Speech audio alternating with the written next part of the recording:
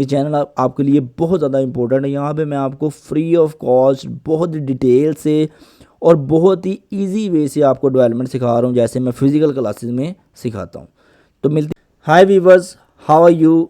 आज हम बात करने जा रहे हैं आईडी एंड क्लास एट्रीब्यूट के बारे में। दोनों ही एट्रीब्यूट हैं, दोनों ही हर एलिमेंट में यूज़ होते हैं, लेकिन थोड़ा सा डिफरेंस ये है कि क्लास आप मल्टीपल एलिमेंट्स को दे सकते हो, लेकिन आईडी यूनिक होती है। आईडी एक एलिमेंट को एक ही आईडी नेम देना चाहिए। ज़्यादातर या मल्टीपल एलिमेंट्स को आपको एक ही आईडी नहीं देना चाहिए। तो चलते हैं अपनी कोड की तरफ और इसको देखते हैं, इसका एक्सपेरिमेंट करते हैं कि क्यों यूज़ हो रही है आईडी और क्यों यूज़ हो रही है क्लास, और इन दोनों का क्या मेथड है, क्या मकसद है, इनका क्या मोटिव है, ये हम क्यों अपनी कोडिंग में यूज़ करते हैं और ये क्यों इंपॉर्टेंट है। बहुत ज़्यादा इंपॉर्टेंट है ये दोनों एट्रीब्यूट। आप जब क्लास एट्रीब्यूट यूज़ करोगे तो ये आप यूज़ करोगे स्टाइलिंग के लिए। लेट्स सपोज आपने एक डिव टैग बनाया, डिव टैग बना के आपने एक एट्रीब्यूट देना होता है स्टार्टिंग टैग के अंदर। स्टार्टिंग टैग मींस जो आपका ओपनिंग टैग होता है, इसके अंदर और क्लास एट्रीब्यूट का नाम लिखना है, हाइफन देना है और डबल कोट्स देना है, और आपने यहाँ पे क्लास नेम दे देना है। क्लास नेम आप कुछ भी दे सकते हैं। लेट्स सपोज अगर मैं यहाँ पे बैनर बनाने जा रहा हूँ तो मैं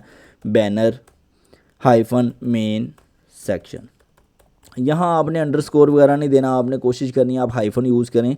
और क्लास का नेम जो है वो सारा स्मॉल में होना चाहिए, अपर केस या कैमल केस में नहीं होना चाहिए। तो यहाँ पे आप इसको क्लास देते हैं। अब क्लास देने से क्या होगा कि इस क्लास को हम अपनी स्टाइल डॉट CSS में या हम अपनी हेड टैग में, जो भी हमारी स्टाइलिंग शीट होगी, स्टाइलिंग टैग होगा, उसमें हम इसको कॉल करके कुछ ना कुछ स्टाइल दे सकते हैं। लेट्स सपोज हम यहाँ पे पहले भी काम कर रहे थे, तो आपको आज डिटेल से मैं बता देता हूँ कि इसका क्या मकसद है। तो यहाँ पे इस कोड को मैं ओपन भी कर लेता हूँ, हमारे इस पेज को। लेट्स सपोज इंडेक्स वाला पेज था, yes I know about that. या तो बहुत ज़्यादा हमने यहाँ पे काम किया क्लासेस को यूज़ करके, लेकिन क्लासेस की जो मेन डेफिनेशन है वो आपको बताने जा रहा हूँ। कि क्लासेस जो हैं वो स्टाइल शीट करने में आपको हेल्प आउट करती हैं। यहाँ से आप इस क्लास को कॉपी करेंगे और क्लास को कॉपी करके यहाँ पे डॉट लगा के आपको CSS में कॉल करना है, और जो भी आप डिज़ाइन देंगे वो डिज़ाइन उसको इम्प्लीमेंट हो जाएगा। लेट्स सपोज यहाँ पे मैं लिख लेता हूँ इस डिव के अंदर H1 class attribute, class attribute दिया, और आप देखें यहाँ पे क्लास एट्रीब्यूट आ गया है। और इसको स्टाइल करना है तो मैं यहाँ पे बैकग्राउंड कलर, ये CSS की प्रॉपर्टीज़ हैं, और जो हम यहाँ पे देने वाले हैं ये CSS की वैल्यूज़ हैं। ये CSS की क्लास है और ये इसकी प्रॉपर्टी है और ये इसकी वैल्यू है। ये कर्ली ब्रेसेस हैं, कर्ली ब्रेसेस के अंदर हमने जो भी स्टाइल देना होता है उस एलिमेंट को जिसकी ये क्लास है वो हम यहाँ पे कर्ली ब्रेसेस में देते हैं। तो बैकग्राउंड कलर लेट्स सपोज मैं ग्रीन कर लेता हूँ, मुझे या सो कोई और भी कलर देख लेते हैं, आई थिंक यही ठीक है। तो यहाँ पे आप देखेंगे कि इसका बैकग्राउंड कलर ग्रीन हो गया है। अगर मैं इसका कलर वाइट करना चाहूँ तो इसके अंदर डिव के अंदर जितने भी P टैग होंगे प्रॉबेबली उसका जो कलर है वो चेंज हो जाएगा। यस, और पैडिंग देंगे तो यहाँ पे हम पैडिंग भी दे सकते हैं। तो यहाँ पे ये क्लास है और आप इस क्लास एट्रीब्यूट को मल्टीपल डिव्स में इम्प्लीमेंट करवा सकते हैं। यानी कि अगर आपके पास मल्टीपल डिव्स हैं तो आप उनको क्लास दें तो वो सब पे इम्प्लीमेंट होगी, नो इशू।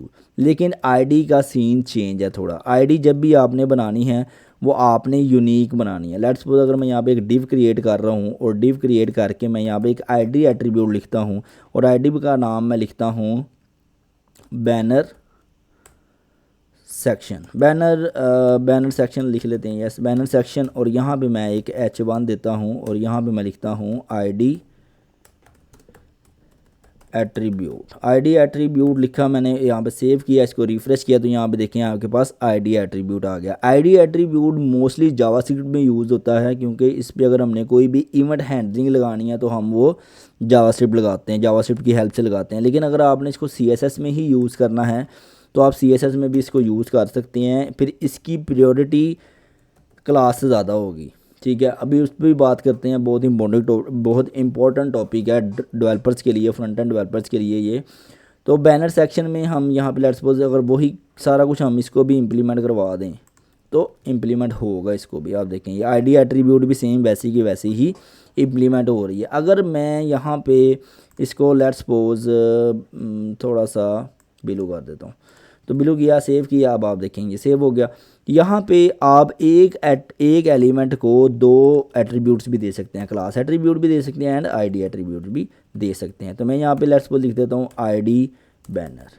आईडी का नेम आप कुछ भी दे सकते हैं, मैंने आपको बताने के लिए आईडी बैनर लिख दिया। और अब आप देखें जो हमारी क्लास CSS से जो चीज़ें इंप्लीमेंट हो रही हैं वो हम आईडी से भी इंप्लीमेंट करवा सकते हैं। आईडी को कॉल करने के लिए हैश लगाना पड़ता है, करली ब्रेसिस, हैश आईडी का नेम करली ब्रेसिस। अगर मैं अब इसका बैकग्राउंड कलर चेंज करूं तो क्या होगा, क्लास में पहले ग्रीन लगा हुआ है, अब यहाँ पे मैं थोड़ा सा एक्वा कलर लगा देता हूँ। सेव करेंगे, रिफ़्रेश करेंगे, अब आपको देखें ये एक्वा इंप्लीमेंट हो रहा है। बेशक अब आप कहेंगे जी आपने इसको क्लास के बाद लिखा है तो ज़ाहिर बात है ये इंप्लीमेंट होगा, और क्लास से पहले लिखने तो भी इंप्लीमेंट हो रहा है। What's the issue. So ID की जो प्रायोरिटी है वो क्लास से ज़्यादा है, ठीक है। अगर दोनों एक एलिमेंट में दोनों एट्रीब्यूट दिए गए हैं और दोनों से आप CSS लगा रहे हो तो CSS आईडी वाली इंप्लीमेंट होगी, बेशक वो आपने क्लास वाले कोड के ऊपर लिखी है या नीचे लिखी है, ठीक है।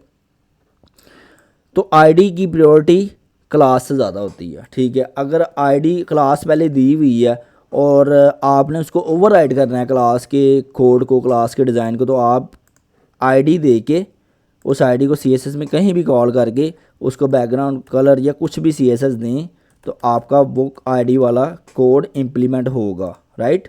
तो आप देखें मैंने इसको सेव किया, रिफ़्रेश किया, देखें अब ये आईडी वाला कोड इम्प्लीमेंट हो रहा है, ना कि क्लास वाला कोड इम्प्लीमेंट हो रहा है। तो ये बहुत ही इम्पोर्टेंट है आपके लिए कि आपको पता होना चाहिए कि कौन सी चीज़ की कौन से एलिमेंट में कौन से एट्रीब्यूट की प्रायोरिटी ज़्यादा होती है। जैसे कि क्लास की प्रायोरिटी सबसे कम है, उसके बाद आईडी की प्रायोरिटी आ जाती है, एंड उसके बाद इम्पोर्टेंट की प्रायोरिटी आ जाती है, एंड उसके बाद इनलैंड CSS की प्रायोरिटी सबसे ज़्यादा है। लेकिन वो रॉन्ग वे है, इसलिए हम उसको यूज़ नहीं करते। और इसी तरह आईडी भी एक रॉन्ग वे है स्टाइलिंग में यूज़ करने के लिए।